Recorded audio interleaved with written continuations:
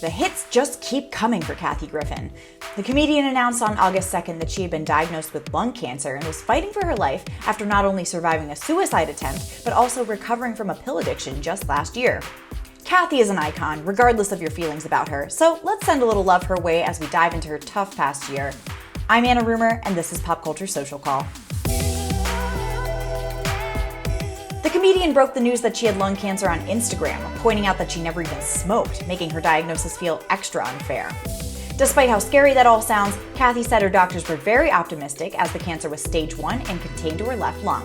Undergoing surgery that same day, Kathy hoped she wouldn't need any chemo or radiation after doctors removed the cancer, and that she would be up and running in a month or less.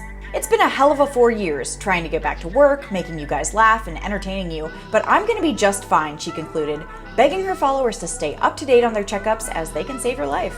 Which reminds me to schedule my first checkup in, my entire adult life. Yikes.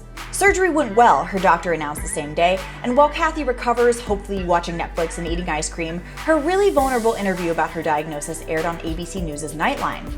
Now, the interview took place just 2 weeks after Griffin was diagnosed, and she admitted she was still in shock about taking yet another punch to the gut. Well, she used a different analogy, but this is a family show. Kathy's diagnosis came after a tough couple years following the whole Trump decapitated head photo shoot, which was a whole can of worms I'm not getting into. The comedian said she'd been prescribed medicine to help treat symptoms of excessive sleepiness, then Ambien to help her sleep, and painkillers after various injuries. Then her pill usage spiraled out of control as she became enemy number 1 in many people's eyes. Quote, prior to then, I'm just gonna say I was like dallying with the pill addiction in a way that wasn't good. But then after that happened, I just thought, who cares, Griffin said. The more she got into her addiction, the star said she became obsessed with thinking about killing herself and convinced herself it would be best for everyone around her. Thankfully, she survived the attempt she made on her own life just last year, and her husband Randy helped her get into treatment for addiction.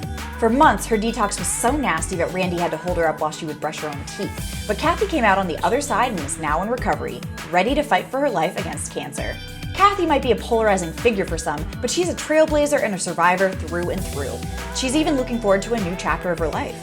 She said she's thrilled and grateful to enter a new phase of life at age 60, and she has no plans of that phase being one sitting around and never working again. I can't wait to see what Kathy has for us next. Maybe a My Life on the D-List reboot? I love that show, but is she really D-List? Well, J-Lo's A-List. I'm not on the list, so I don't know, D is kind of in the middle. Check with PopCulture.com for all the latest on the comedian's outlook, and I'll see you next time on Pop Culture Social Call.